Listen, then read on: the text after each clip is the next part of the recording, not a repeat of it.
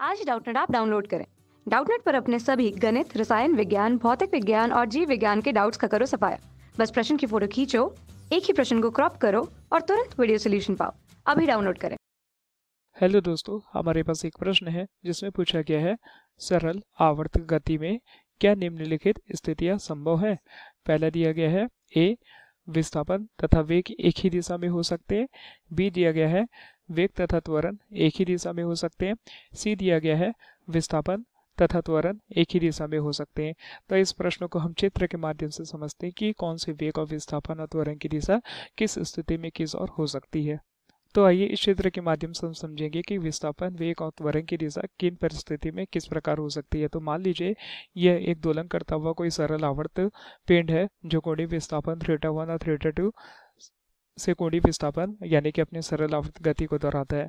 तो प्रश्न में पहले दिया गया है कि विस्थापन तथा वेग एक ही दिशा में हो सकते हैं। तो हम बोल सकते हैं कि हाँ, कब हो सकते हैं? जब कण साम्य स्थिति से दूर आ रहा है।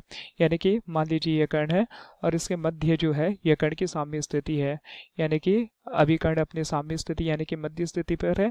जब कण अपने साम्य स्थिति से यानी कि एक ही ओर जब यह गति करेगा तब हम बोल सकते हैं कि विस्थापन यानी कि कण का विस्थापन इसके साम्य स्थिति यानी कि इसको हम m मान लेते हैं और अधिक विस्थापन को हम a मान लेते हैं। तो विस्थापन तथा वेग एक ही दिशा में हो सकते हैं। तो हम देख रहे हैं कण का जो विस्थापन है एक ही ओर है, तब इस पिंड पर किसी न किसी प्रकार का कोई वेग भी कार्य करे जिसकी दिशा विस्थापन की दिशा की ओर होगी। तो हमारा विकल्प पहला जो है वेग तथा विस्थापन एक ही दिशा में होंगे। तो हम लिख सकते हैं हाँ, कब होंगे? जब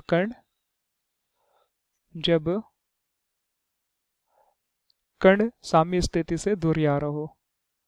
कण साम्य स्थिति से दूर जा रहा हो। अब दूसरा विकल्प देखते हैं कि वेग तथा त्वरण एक ही दिशा में हो सकते हैं। तो इस क्षेत्र के माध्यम से हम देखते हैं कि वेग और त्वरण के एक दिशा में होंगे। तो हम बोल सकते हैं हाँ, जब कण साम्य स्थिति की ओर आ रहा होगा। यानी कि जब यह पिंड अपने अधिकतम विस्थापन a को प्राप्त कर लेता है तो वापस वह अपने माध्य स्थिति यानी कि साम्य स्थिति पर जाने का प्रयास करता है। और अपने साम्य स्थिति पर जब वह जाएगा तब इस पर किसी न किसी प्रकार का कोई वेग होगा और तब इस पिंड पर एक त्वरण भी कार्य करेगा। तो हम बोल सकते हैं हाँ, जब कण साम्य स्थिति की ओर जाएगा। हाँ, जब कण साम्य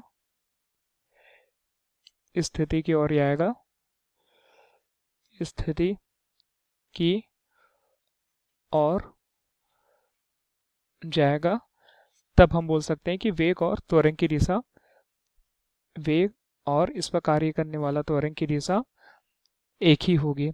अब तीसरा दिया गया है विस्थापन तथा त्वरण की दिशा एक ही हो सकती है। यानी कि विस्थापन तथा त्वरण एक ही दिशा में हो सकते हैं। तो हम बोल सकते हैं नहीं, विस्थापन तथा त्वरण सदैव एक दूसरे के विपरीत दिशा में कार्य करते हैं।